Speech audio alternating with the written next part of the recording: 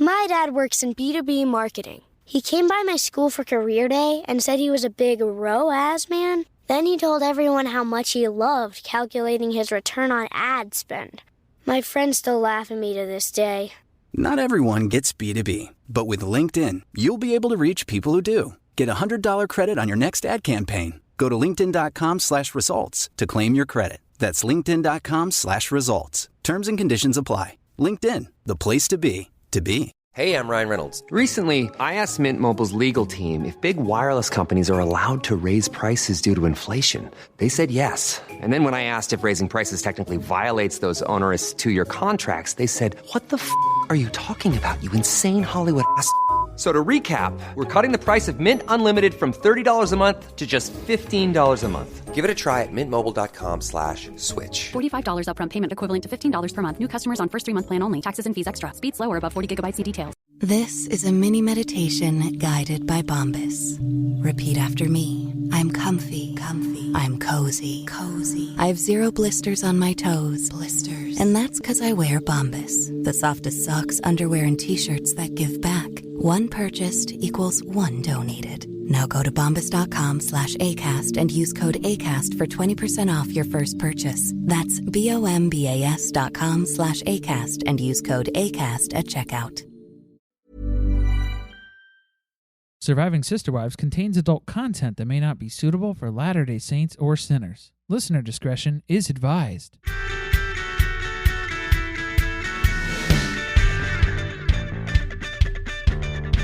Hello and welcome to Surviving Sister Wives, the podcast where a monogamous couple drink heavily while recapping Sister Wives on TLC. I'm Corey. And I'm Carly, and this is Season 16, Episode 12, One-on-One, Part 2. That was a lot of numbers. Also known as Who's Filling Janelle's Tank? I don't know. What fills your tank, Carly? Tequila, much like Mary's. Very much so. Just running on tequila fumes over here. Okay, all right. That's good. Wow. This episode, much better. 2 thumbs up compared to the first part. They really had to get us established with the story over the past 2 seasons in the last episode. And now we're getting some drama. I'm telling you, yeah, last episode was the season 15 tell-all episode that they mistakenly forgot to record at the end of season 15. So now we're just left with a 3-part monster tell-all at the end of season 16. A monster tell-all with a monster husband. There you go. You could tell that our host, Sukanya, was not having it with Kody this episode. She let him fly by with a few things in part 1. She came back day 2 and was like, oh, fuck no, I'm not letting this man yell at me again. Do you think they actually took a day in between? We're going to have to check the slates because we did get an actual date on the clap slate. Yeah, if you were paying attention to that. So you could tell they were on different days because some of them, I saw Christine's was on like the 8th and then Robyn's was on the 9th, I think. So they'd had them come in on separate days. Yeah, and that's fine that everybody came in on their own individual separate dates. But do you think that they took a break between questions? I don't think they did. Meaning each person only had the one day that they showed up. Do you think Robyn can work a full 8-hour day? No, I don't. I'm pretty sure they did this in multiple parts. It definitely wasn't a 10-hour production day. That's for sure. She doesn't have it in her. Much goodly at business, but not at work in production days. When's lunch? She's not happy with the craft table. It's not good spread, Kody. Where's the relish tray? Yeah. Robyn needs to know. Needs more cold arrangements for your Thanksgiving treats. Finger foods. Ugh. Gross. I have a feeling her kids eat a lot of Vienna sausages out of the little cans. Don't even have to heat them up. You just eat them up. All right. We have, really diverged from the topic here. Yeah, if we really wanted to. But we're not gonna, all right? So we're going to jump right in. We've got the Brown family continues to speak one-on-one with host Sukanya Krishnan about the highs and lows of last year. Christine discusses being a basement wife, while Robyn reveals her struggle for acceptance within the family. Life's just so hard for Robyn. Some bullshit over here. Just saying. Got a little rewrite for us here. Janelle fills her tank with $20 regular cash. Kody accuses the OG wives of hazing. Robyn auditions for Hot Ones. Christine approves her own divorce. Oh, it was definitely a hot take on that one. It's less that she's crying. It's more so reacting to spicy foods. There were no tears. Right. This was a very dry tissue that was being held to her eyes. There was a lot of dabbing taking place in areas where tears do not generate. And scraping. Hoping any sort of tear would materialize. Maybe I'll just drag it across my eye so it gets wet. So if anybody comes over here and looks at it afterwards, they'll know. Maybe she was attempting to poke herself in the eye to create some tears. You know what the real trick is? You just keep repeating the word yawn in your head and make yourself yawn, but then you don't visually show the yawn, and then it goes up into your eyes. Stop saying that you're going to make me yawn. See? Yawn, yawn, yawn. And then you don't actually do the yawn, and it goes into your eyes. You'll see. Everyone is yawning right now. You're welcome. That's the power of the pod. Before we jump into the episode, a few announcements. The first is that in honor of this episode, we have a new tier on Patreon, newly released, called Basement Wife. You're welcome. The Basement Wife is our $3 tier. It's just if you want to support us because you're not getting anything in return. Right. There's no benefits at all. There's nothing positive about being the Basement Wife. You're not going to get a thank you. You're living in Christine's world. And thanks for your support. Even thanks. Yeah, not even thanks. Thanks to everyone else who is a subscriber on patreon.com/survivingpod. Everyone except the Basement Wives. Thank you. The second announcement. There is no new episode of Sister Wives next week. They are leaving us on a cliffhanger for part 3. What kind of stupid planning was that? Yeah, because we got a little football game called the Super Bowl next week. We're not watching it. Let's be real. Well, I mean, I wasn't planning on it. No. I will. We're going to make some snacks, though. Oh, we're still having the snacks. We're having Super Bowl snacks. Don't get me wrong. So there's no new episode of Sister Wives next week, but there will be an episode of the podcast because we are planning a very special bonus crossover episode. So stay tuned for details on that next week. And then we'll follow up. We'll round out the whole season here with the third part of the tell-all, which airs on February 20th. We'll release that episode on Wednesday the 23rd. Let's get at it. All right, let's do it. So things are opening back up. I loved that they included the footage of Mary sulking back in again. That was... Well, this is what I'm saying. That was the same footage. That wasn't a repeated occurrence that took place over several days. You sure? I'm positive. I think that's just the way Mary enters a room. Okay, no, look. See, we got Kody, Janelle, Robyn, Christine, and Lurch. They're all back for day 2. It was Mary. Yeah, Mary. She lurched in. They're back here with Sukanya, going for round 2. And they actually did have voiceover start at this one, where Sukanya introduced what this is. She said her name. That was nice. I went back to the beginning of the first episode of the tell-all, too, because I was like, did I miss this? It was there, too. So I don't know if they added this in post because we complained about it, or we just completely missed it. I'm pretty sure we missed it. I'm going to say they added it afterwards because we made fun of it. I think we were taken aback by the fashions, by the many things that were going on. The gait. The gait. The gait. She's got a good gait. She's got an interesting gait about her. Distinctive gait. So we start off with a topic we all know and love, COVID and the nanny. Beautiful. Yeah, they go hand in hand. Well, now they do, for sure. Absolutely. Even Kody is laughing when they show the footage of Christine asking, what does the nanny do? Right. Because he doesn't know either. Nobody knows. It's just funny. There's universal comedy to that. Yes. We get a little more background on why this happened. Isabel was the one who instigated the whole question. She was really mad about the fact that the nanny was coming up in Robyn's house every day and she couldn't go see her siblings who don't remember her name anymore. So she prompted the whole thing by asking, Ma, what's going on over here? And Christine was just innocently passing along her daughter's question. And this is where it was interesting because then, Kody's trying to say that Well, no, I think it was Christine mentioned that there was a lack of trust, basically, that was going on, because she thought that she was abiding by the CDC guidelines. She was being open and honest when there were times when she was traveling. What else can you really do aside from that? What other rules do I need to follow? She didn't know. There wasn't a list. There weren't any guidelines from Kody and Robyn. So I just happened to bring it up while we were filming. Figured now's a good time as any.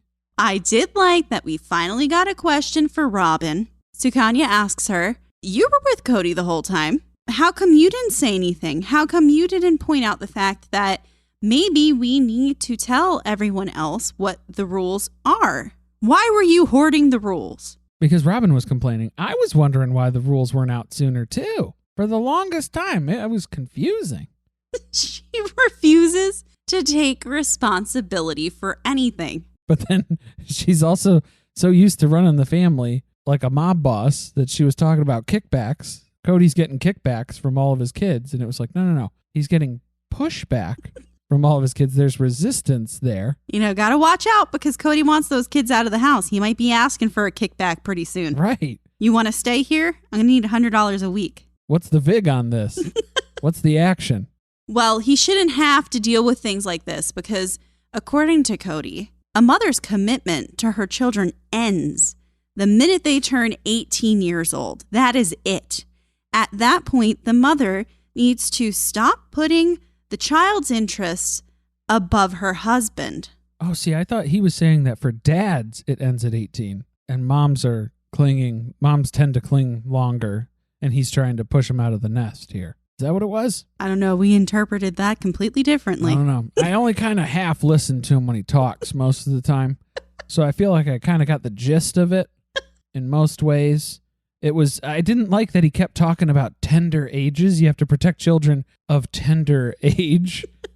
That didn't make me feel good. Of tender mind as well, because as we know, Robyn's got 2 kids in her house who are over 18 who are still living there. That's a tender 18. That's a tender 20 right there. No problem with them sticking around. That just needs to be a defining age adjective, I guess, for us now on the podcast. It's tender. I think we have Truly's birthday party coming up soon when we get back to season 7. So what a tender age it was. In case we were wondering about where his relationships stand with some of the other children, particularly Gabe and Garrison, not good. The fact that this was filmed in November of 2021 and he still admits that he's in a bad place with Gabe and Garrison is fucked up. If you're asking how bad, Kody said that they need therapy. So it's pretty bad. What do you think therapy would be like with Kody in this situation? It would just be a lot of calm down. Easy, let's talk about that. Kody only goes to therapy to have the therapist tell him he's right. So I can imagine that won't go very well. Also, sometimes he tells wives that he's done having relationships with them when he goes to therapy. So maybe he'll tell Gabe and Garrison he's done with them. Maybe they can write a family mission statement. Maybe. Sometimes they do use therapy time for that. It was the most constructive thing that came out of therapy for them as a family. Where are those mission statements? I would love to have seen them read it during this. Christine read it on Coyote Pass when they were all fighting. Yes, I do recall that. At the end of season 15. Yeah. She was trying to throw it in everybody's face to remind them why they're here. And everybody's like, nah, we're not here for that. I'm also not really interested in it. I don't really care. I signed it. My heart wasn't really in it. I didn't really read it either, if we're being honest. At some point, like 45 hours into writing it, I just said, I'm good with whatever is in there. And I just stopped listening. It's a group project. Just throw my name on it, on one of those slides, and that's fine. Whatever we get, as long as it's a C or above, I'm okay.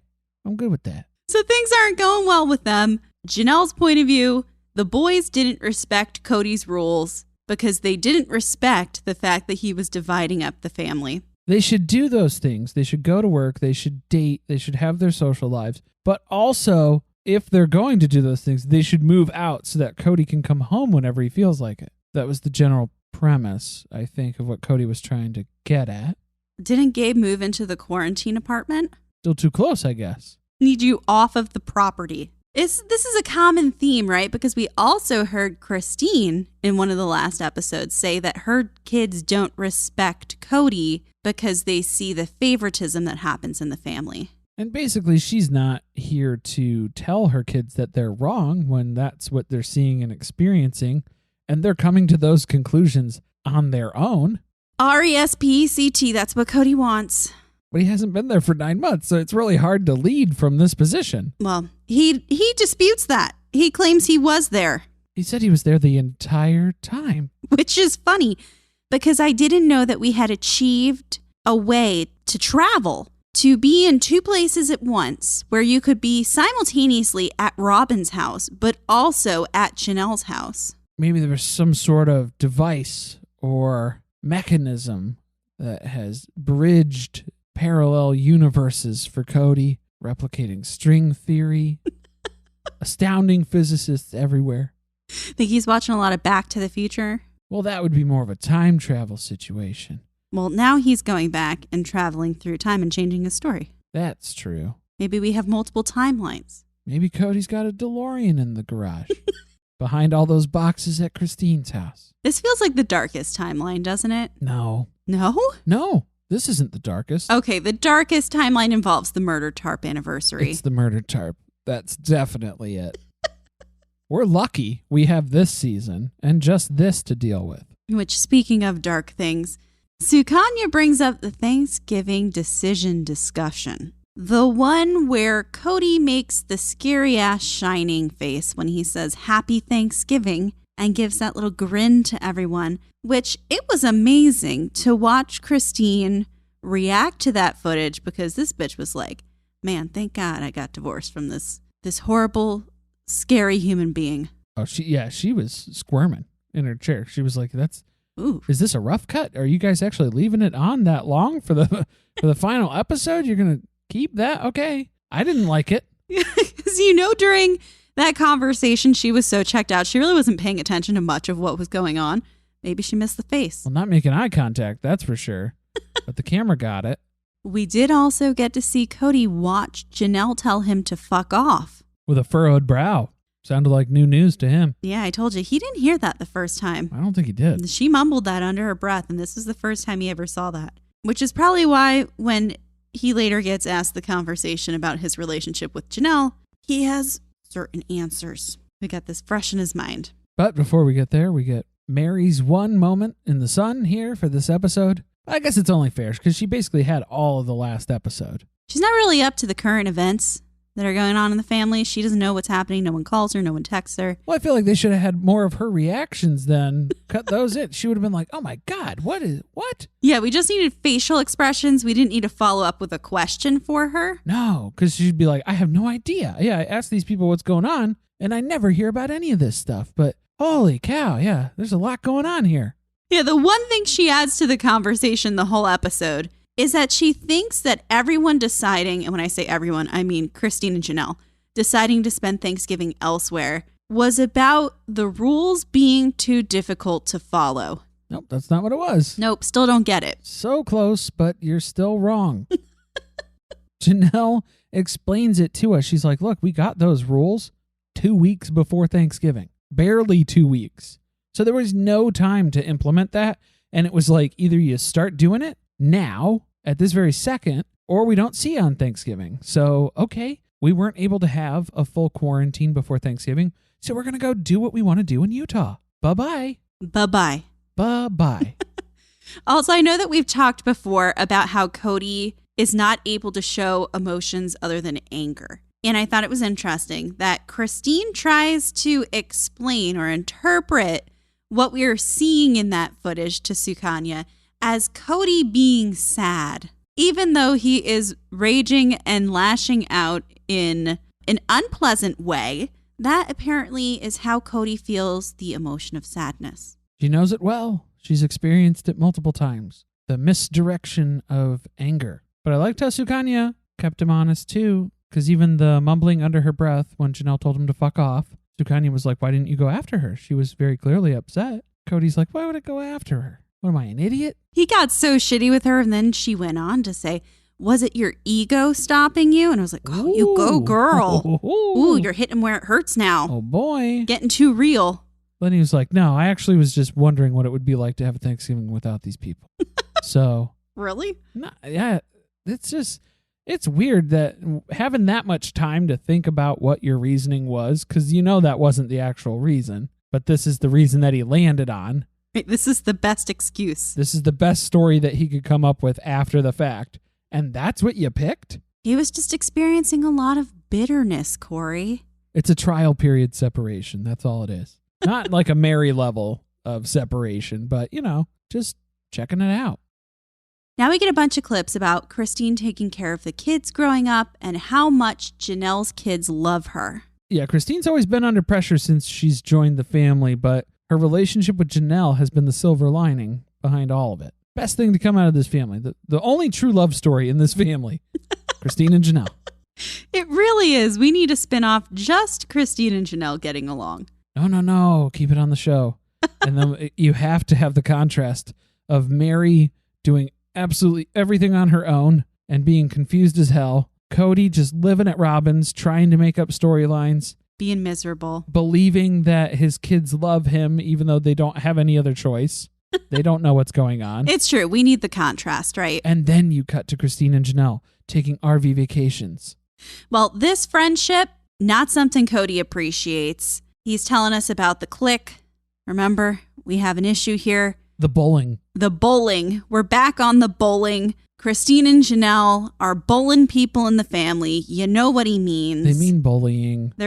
I was referring to whom they were bullying. Oh. Robyn. Oh, I was trying to translate it to English for us, too. In the process. You all know Brown family talk by now. Bowling. The cliques are bowling. Christine is visibly confused by the footage where Kody is talking about them having a clique. But I have to say, it was absolutely hysterical at the analysis that Sukanya was presenting to Christine when she was like, well, do you think that Cody's like jealous of you and Janelle's relationship? And Christine even laughs because she's like, isn't that the bitter irony here? Because it's plural marriage. I've had to deal with jealousy my entire marriage with 3 other wives that I share my husband with. So the fact that Kody would be suffering from jealousy sounds like he needs to follow some of his own advice where it's just suck it up, keep sweet. Well, I also love the irony of the fact that you're bad if you aren't a good sister wife. But apparently you're also bad if you have too good of a sister wife relationship. That excludes other sister wives, especially when they're the husband's favorite. There is no winning in this situation, clearly. Yeah, it's disappointment all around. But things weren't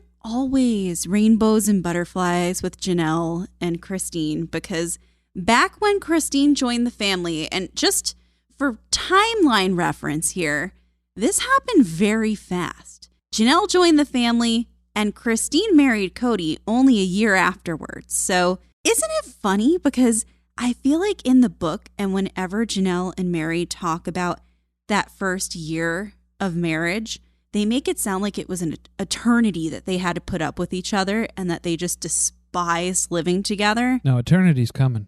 They still have that to look forward to. You still have that, girls. Just wait. Oh, man. And what a practice run this is. But as soon as Christine joined the family, it was like that weight was lifted. She brought some levity. She became the peacemaker. Everything just got better. But Janelle really didn't like Christine at first because she thought she was a princess. And she didn't really go into detail. She didn't have any examples to clarify her stance on why she felt that way or why she had that impression.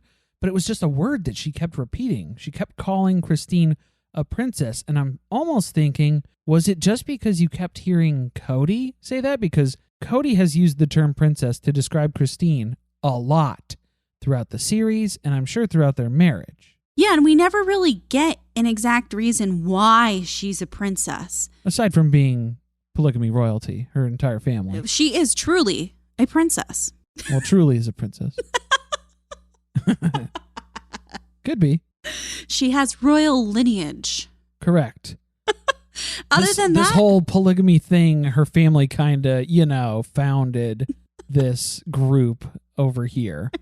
Which, let's be real, that's why Kody married her, for clout. You gotta, at some point. Yeah, so we don't get any more details on that, but I really didn't respect the fact that the princess thing got brought up again. Especially when you're not going to give any context, when you're not going to describe it or explain it. You're just going to keep calling her a princess. And, I don't know, I didn't like her because I thought she was a princess. Why? So I'm wondering if it's because Janelle acts as though she has literally no needs. So is it just because Christine had things that she verbalized that she needed, so she's a princess? Well, Christine even admits that looking back, she didn't verbalize a lot of her needs. She went with the flow. Well, she learned that that's the way things went. Eventually. Yes. But it took a long time of sweeping stuff under the rug. But before we get there, Sukanya starts drawing parallels between Janelle's relationship with Kody and Christine's. And Christine gets very concerned. She's like, dear God, I hope not. She was acting like she was hoping that Sukanya was not implying something that she was not up to date on. Yeah, she's like, I didn't get that message. Why? Do you know something new? Yeah, what happened? Did they interview together here? Because Christine straight up asked Janelle at one point if she was going to leave Kody. And Janelle said, she's always thought Kody was a great father. How telling is that as an answer? When you're asking, are you going to stay together with Kody? Well, he's a great father. Okay, but he's not your father. So I'm asking, as a husband, how is he? As a partner, how is he? That's actually a good point, because in Robyn's #1 New York Times bestseller, Becoming Sister Wives, Janelle talks about how important it was for her to find someone who would be a great father. And I believe, if memory serves me right, it's because she lacked having a father's presence in her own life. So I think that's really all she wanted out of Kody. That's the purpose that he really has served to her. Has he been a great father? I think by many of our standards, the answer to that is no. Maybe only during the tender ages. It stops at 18. That's when he stops being a great father. I'm a bad father. I do think that when they lived in the one big house, it was harder to tell that he wasn't great at everything, which he was fair with his time. He did say goodnight to all of the children because it was convenient to him, right? Like they were all there. That's how their family operated. And then, things changed. Is he a great father to Savannah? Like the only child who's left in the home at this point who's under the age of 18? Questionable. Still a tender age. I haven't seen any bonding. Not this season. Hey, I'm Ryan Reynolds. Recently, I asked Mint Mobile's legal team if big wireless companies are allowed to raise prices due to inflation. They said yes. And then when I asked if raising prices technically violates those onerous 2-year contracts, they said, what the f*** are you talking about, you insane Hollywood ass f- So to recap, we're cutting the price of Mint Unlimited from $30 a month to just $15 a month. Give it a try at mintmobile.com/switch. $45 upfront payment equivalent to $15 per month. New customers on first 3-month plan only. Taxes and fees extra. Speed slower above 40 gigabytes. See details. My dad works in B2B marketing. He came by my school for career day and said he was a big ROAS man. Then he told everyone how much he loved calculating his return on ad spend. My friends still laugh at me to this day.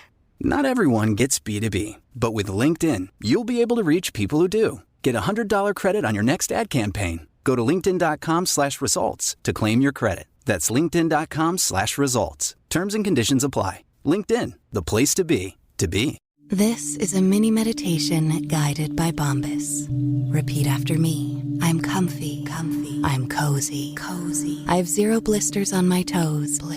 And that's because I wear Bombas, the softest socks, underwear, and T-shirts that give back. One purchased equals one donated. Now go to bombas.com/ACAST and use code ACAST for 20% off your first purchase. That's BOMBAS.com/ACAST and use code ACAST at checkout. So then we get to see Kody's take on him and Janelle's relationship. Do you love Janelle? Yes, I have love for Janelle. That's not the question that I asked. Are you in love with Janelle? Are you in love with Janelle? And here's where he again does not take responsibility for his own feelings and instead puts it on Janelle and tells Sukanya, look, Janelle wouldn't tell you that she was in love with me if she was being honest. That's not the answer she would give you. If you ask Janelle if she's in love with me, she's going to tell you the same thing. No. And if she tells you anything different, she's lying. Which we don't actually get to see that question posed to Janelle, which I would have liked to have known what her answer was. Instead, we talk about what's going on in the bedroom, since we know nothing's been going on in Mary's for 10 plus years. So the emotional, physical intimacy, are we still all there? How's that going? And Janelle just brushes it off. We're fine. We're good. I won't go into any more detail. We're good. We're good. Fine. We're fine. It's really good. It's fine. Does he fill her tank, though, in that way? Do you think? Is she running on empty? I don't think there's been a lot of brownie batter in that tank for a long time. Is your muffin buttered? It just had one of those lady doth protest too much feelings. It was very obvious she did not want to have the conversation. She wanted to get off of the topic as quickly as possible. What else does she need to get off? And going back to that theme of filling a tank, Sukanya then asks Christine about the situation, and Christine has some nice things to say about Janelle, since we know that they're BFFs now. That Janelle's a strong, independent woman, and I think she fills her own damn tank. She's a bad bitch, all right? She don't need no mans.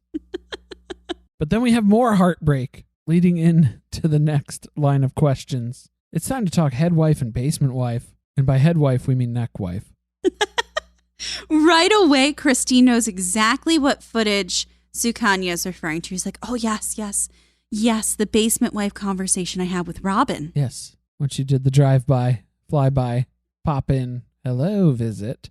This is when Christine explains to us that she chose to be weaker and to just be fine with everything. And she did that just so that it would make things easier for everyone, because someone has to be the one to give at the end of the day, right? But that came at her own expense. Because you're either going to be the person to cause more contention by always going against stuff and saying, no, I need this, I want that. Or you can just be agreeable and lose yourself completely, which is the route that she went. That, I feel, is what they are asked to do as sister wives. This whole idea of being called to be greater, to being better, it really is about putting aside your own feelings and emotions for the greater good. And that's exactly what Christine did. And it got her nowhere. And for the greater good at the expense of individuals. Not in the sense of how can we build everybody up in their own ways as individuals.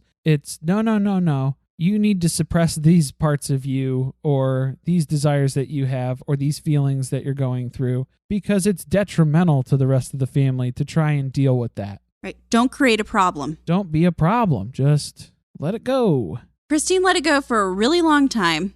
And then she just got very frustrated and had to finally bring it up to Kody. She got overwhelmed. Yes. And I believe she's referencing the point right around when she got pregnant with Truly. Because she mentions it in the book as well. There's a lot of this where if you're looking for more background, grab the book. Am I saying to give these people money?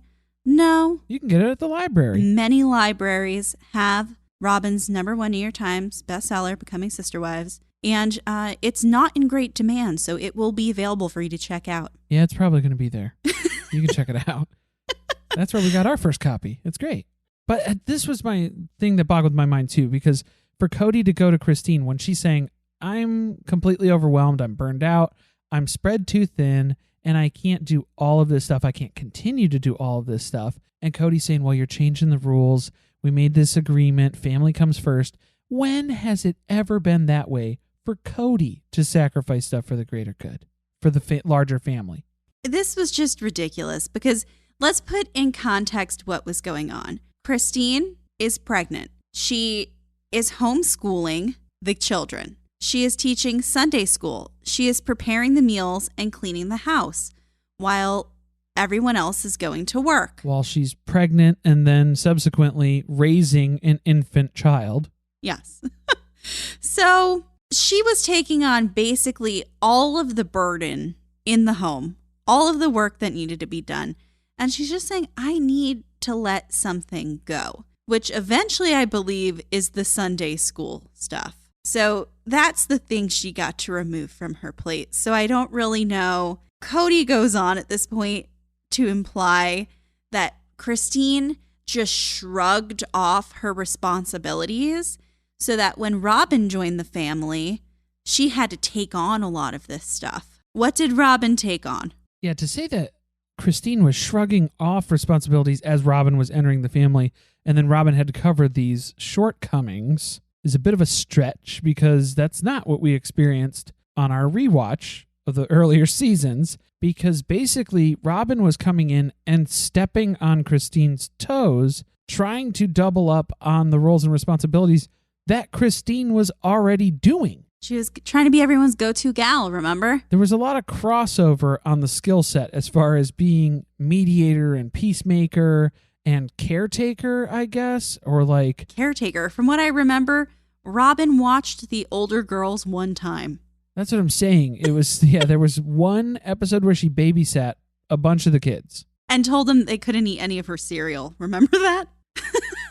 I just remember them playing with the dolls in the house and it got weird because they were basically doing plural marriage, and Kody was the Ken doll, and it was weird. I didn't like it. Anyway, the issue here is just that Christine is coloring the past with her present feelings. It wasn't really like that. Life in the Lehigh house was amazing. In Cody's mind, yeah. And in Robyn's mind, too, because it's very interesting how we're getting Robyn's opinion on all this when she has absolutely no reference point because she wasn't there.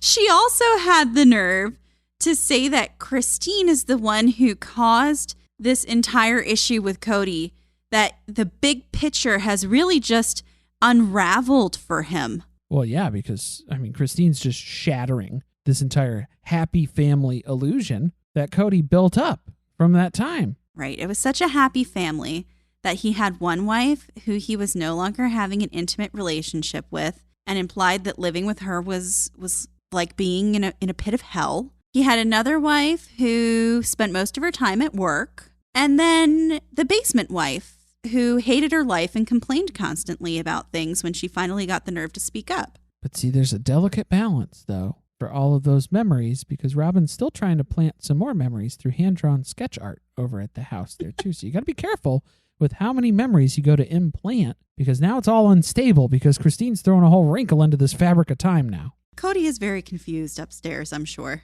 But Cody's carrying the load. We're one big family. That's the requirement. If you're gonna come into this family, it's all for one and one for all. For some reason, we have to ask Robyn about what her experience was like when she came into the family. She claims it was a painful process, although, remember, it was like season 2 and they said, we're good, we're done. Stop asking us about that. We're integrated. Don't ask us about that anymore. It's a done deal. It's done and over with. But then it came back up. It had a resurgence in season 3 and 4 and 5. They were still dealing with it too. And it was like, well, guys, I thought you said mission accomplished. I'm so confused now. Getting flipping whiplash over here. Well, we do get another reminder about how Robyn's youngest just doesn't remember her siblings' names. Isn't that terrible?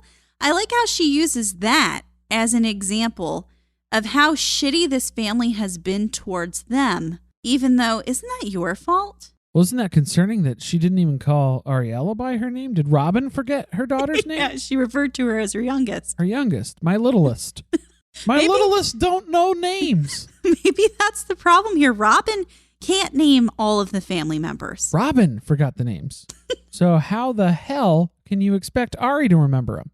So she whines about that. She also complains that she's an easy target. Why? Because she gets along with Kody. That's enough of a reason to dislike her, for me. if you're getting the friend of my enemy is my enemy. There you go. I think most of America right here would agree that you're the target because of that, Robyn. It's really hard, so let's cry about it. I also really enjoyed Cody's entire speech about how great Robyn was when she came into the family.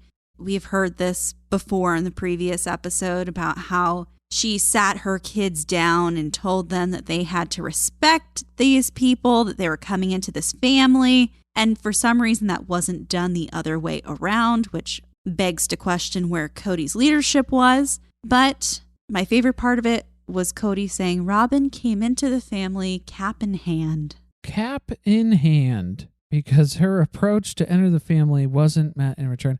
Well, yeah, it's, again, why didn't Kody lead that charge then? If he felt like she was being so underrepresented in that way, where there wasn't an appreciation for her and her children, what could Kody do to impact that, to change that? From what I remember, I recall Mary being the one to step up and try to get the kids in line when they weren't accepting Robyn's children and they were bullying them. Multiple times. It happened a few times, and definitely once on camera when they were on vacation. I remember Mary taking the reins. Again, I go back to my statement. I think that things crumbled when Mary wasn't in charge anymore. I don't think Kody was ever in charge, really. Well, you never really had a backup. You had Kody, who thought he was a leader, and he would kind of start to do stuff. He's a starter. He's not really a doer. He doesn't follow through on anything. So as soon as he hits the first bump in the road, he's like, I'm not going to do that. And that was pretty much it. So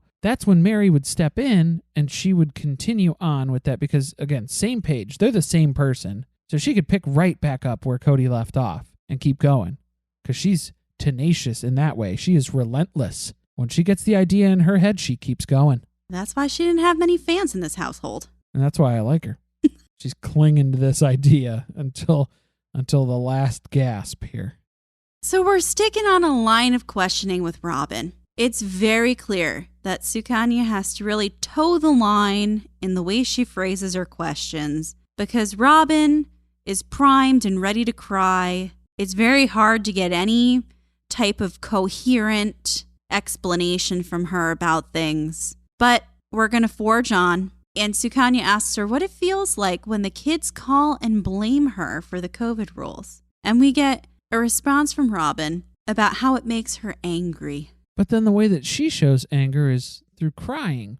So where Kody takes sadness and makes it anger, Robyn takes anger and makes it sadness. So this is weird. It's a weird dynamic, these two puzzle pieces that fit together here. It's so confusing for the rest of us. The rest of us who know how to process our emotions. Yes, this is difficult to comprehend. So we've got Robyn crying at this point, and Sukanya is just doing that blink that Janelle does when Robyn cries. Did you notice it was the same thing? If you go back into the early seasons and Robyn would start one of her crying fits, Janelle would just kind of lean back and stare at her. I was just waiting for Sukanya to be like, all right, well, it's getting pretty cold, so see you later. Looks like there's rain. Look like we got to wrap this up here.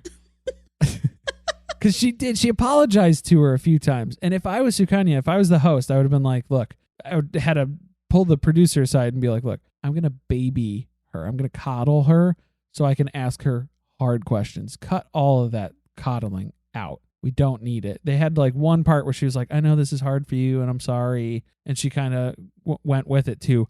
I bet there was a lot more of that they had to cut out where it was just like, okay, you're doing great. Hang in there, Robyn.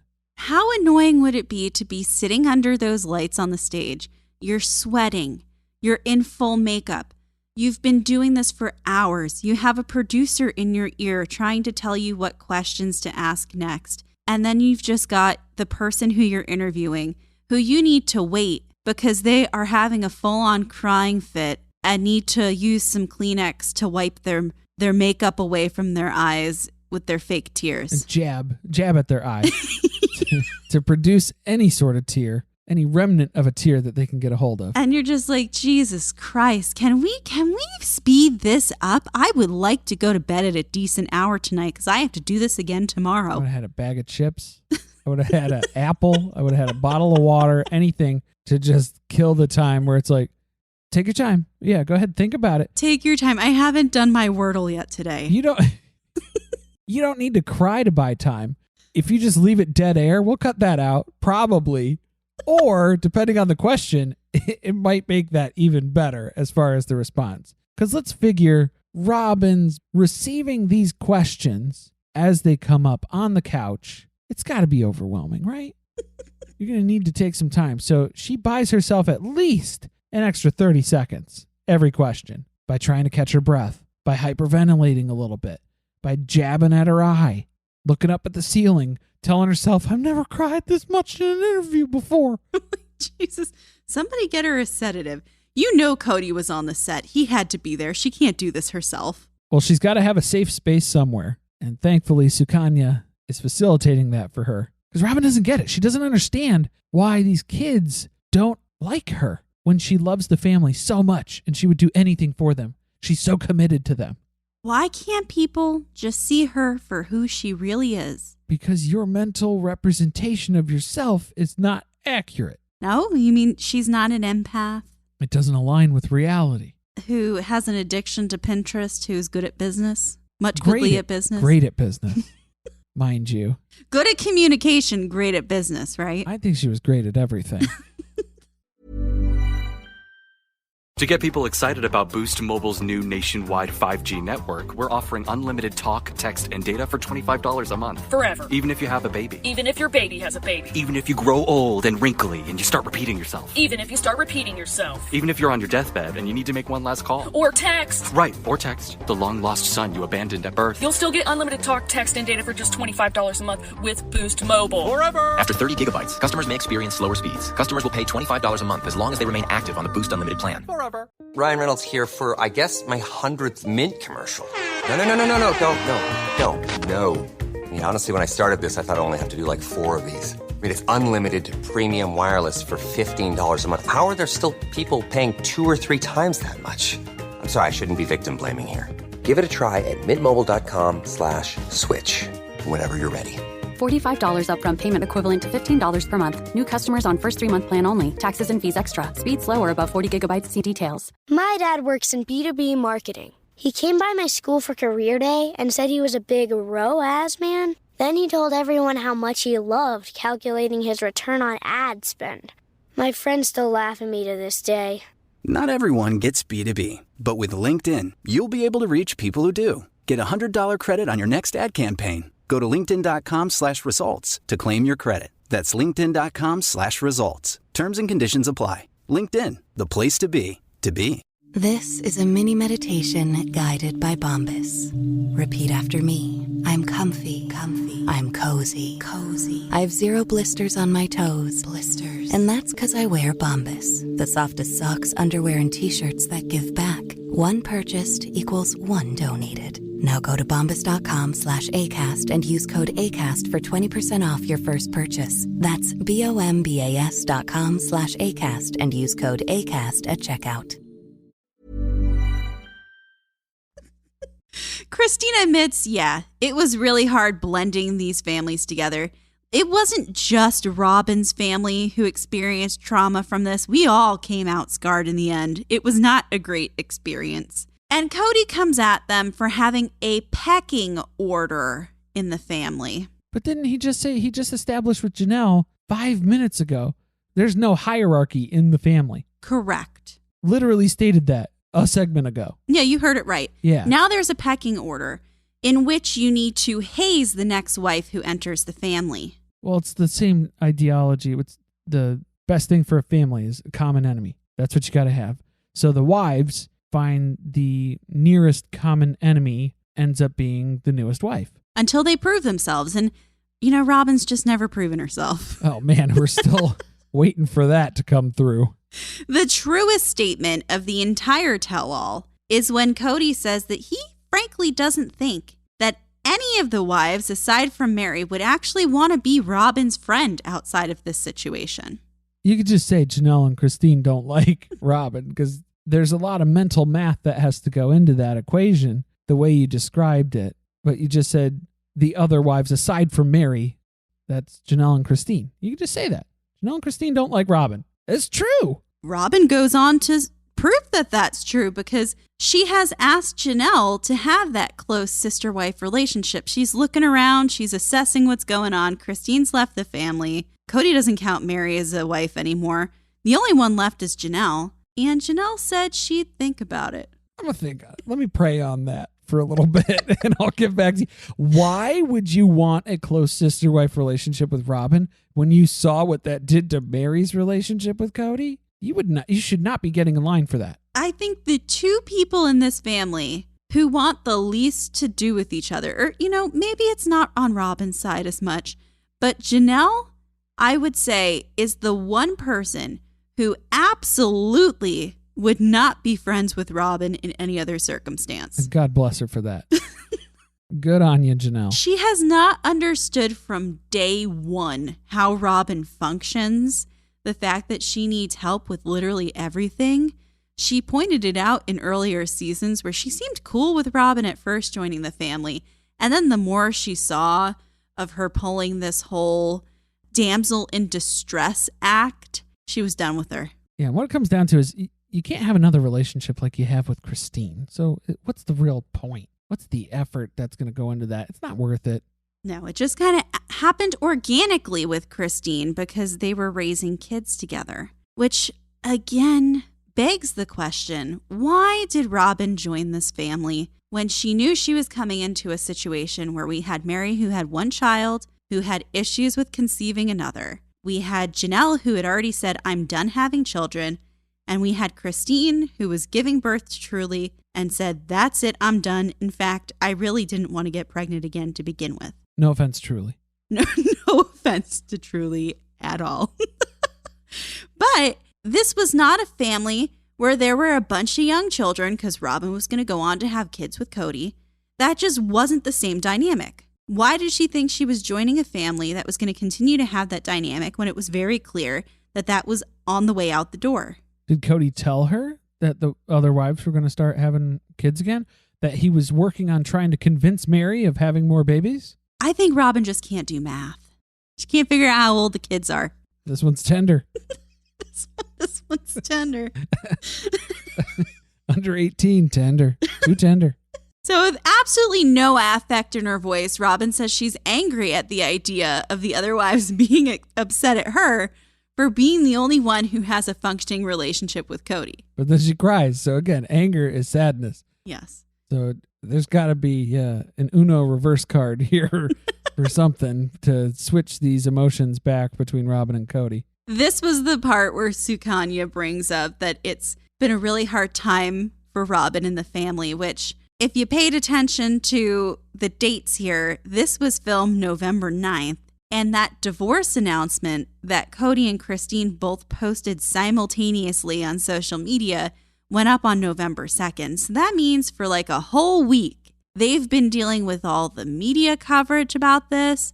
If anyone recalls, there were many keyboard warriors who went to Robyn's Instagram and left her many a comment about how she destroyed the entire family. So, all right, maybe it is an emotional time. I'll give you that. But Sukanya doesn't pull any punches here. She's like, okay, but all of that aside, how come you're the only one with a functioning relationship with Kody? Don't you think that's odd? Did she give us an answer? Robyn goes full. She just cried. She just goes full Mean Girls. And she goes, I just hate that the other wives hold that against me. That Kody loves me. If that should be my biggest fault. She tries so hard to play the victim in every single answer she gives throughout this tell-all. Man. But then this is where we get the spicy wings response. Yes. Because as we were watching the sneak peek, there was a lot of emotional response that was happening from Robyn. She was cursing. She was apologizing. She was muttering under her breath, hyperventilating, sniffling. Wondering how she's going to get through this interview. But yeah, if you look at that from a different context, it's like when you order wings and they're too hot. They're hotter than you thought they were going to be. Maybe you weren't feeling up for the spice tonight and you chose to order mild and they didn't bring the mild. They brought the medium. They brought the hot. They brought the buffalo. You weren't ready for that. You were looking up at the ceiling. That's exactly what she was doing. I think she thought that she was doing a good job eliciting an emotional response to these questions, but it did look like perhaps she was in a Buffalo Wild Wings commercial. Maybe, yeah. But honestly, I'll be completely honest with you. One of the only times I've ever connected with Robyn, I had to move it into that context. And then it was like, okay, yeah, I understand that. All right, well, here's something you're not going to understand because now we start comparing divorces. We know Robyn is a divorcee. She had her relationship with her first husband before she found Kody. So we're going to ask her a little bit about that.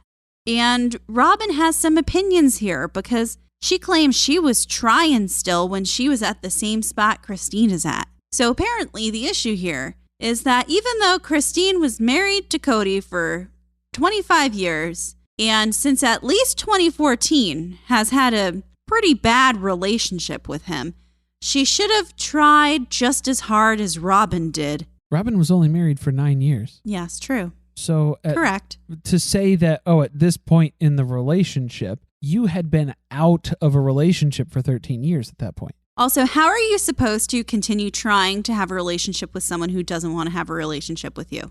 Well, and clearly that's the point that you get to, and then it's like, okay, well, then it's over. And that's where we've gotten to at this point. But did you like how Robyn casually mentioned in passing about how the other wives should really work on finding compromise? That's why Robyn's so angry about all this, is because they're not figuring their stuff out with Kody. They're not going out there and talking. Well, probably because Cody's at your house for most of it, but let's put that aside for a second. No. They're not finding their compromise, finding the things they love about each other. But this is where Robyn takes it on her shoulders. I can't fix it for them. I can try to persuade. I can try to influence. I can beg. But I thought that she didn't meddle in these other relationships. I thought she didn't have a hand in these. I thought she wasn't trying to go behind people's backs and make these changes happen. Yeah, I think enough influence has been had from Robyn's side of the house. We don't really need any more of that going on here. Yeah, for her reasoning, she's like, oh, well, it's for the family, so that's okay. She's like Walter White in Breaking Bad in her mind. She's the one who knocks. So Robyn gets back up on her high horse again to tell us that she doesn't even consider Kody and Christine divorced because the church officials haven't granted them a divorce. Well, there's a pink elephant in the room. Who gives a shit what Robyn thinks? I don't know. She's starting to really split hairs here. It's like, oh, okay, Miss Catherine of Aragon. It's like, what are we doing here? Yeah, they're not divorced because I'm in denial, so they're not divorced yet. Also, why is that your business? If Christine considers herself divorced because she had a spiritual marriage, reminder, Robyn, you have a legal marriage to contend with. But if Christine doesn't believe in her faith anymore, and you guys haven't been members of your church for an extremely long time, in case you don't recall that, and it's pretty clear her husband abandoned her emotionally, what's the difference? Like, who cares about your opinion? Because then Christine even tries to break it down for us. She's explaining this. Polygamous women can leave. There are proper channels and some official things that they can do as plural wives to leave families and stuff. But she doesn't even see the point in going through those official processes because, yeah, like you said, they haven't been a member of the church for quite some time. So it doesn't even matter what anybody else says. We don't care. Kody doesn't seem to care either because he just sums it up by saying it's in God's hands to sort out. God's plan. Yeah, and boy, oh boy, I feel bad for God on this one. Trying to sort that mess out. So we wrap up the episode. Christine knows that she broke Robyn's heart. More than Kody's. Yeah.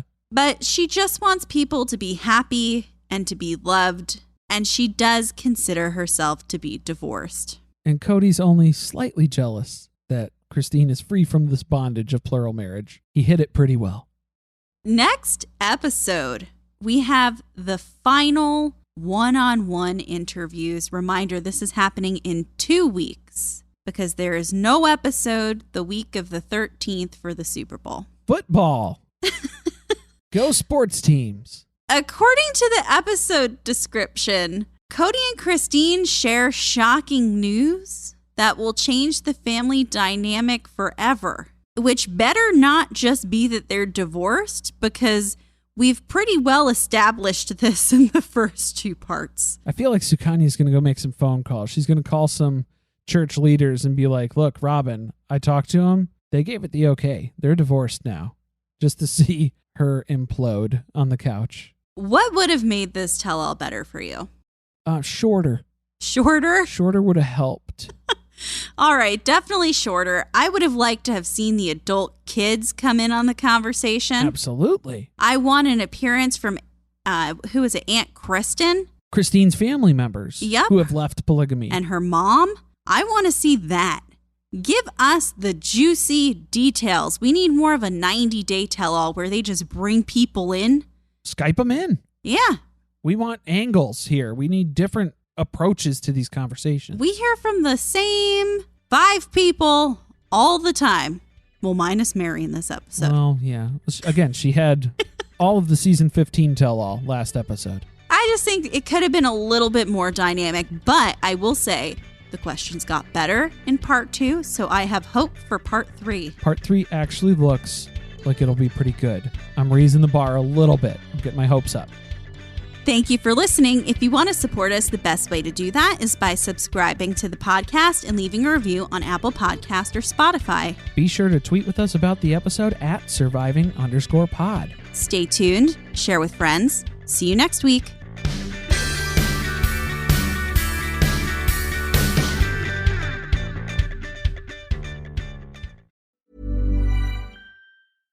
This is a mini meditation guided by Bombas. Repeat after me. I'm comfy. I'm cozy. I have 0 blisters on my toes. And that's because I wear Bombas, the softest socks, underwear, and t-shirts that give back. One purchased equals one donated. Now go to bombas.com/ACAST and use code ACAST for 20% off your first purchase. That's BOMBAS.com/ACAST and use code ACAST at checkout.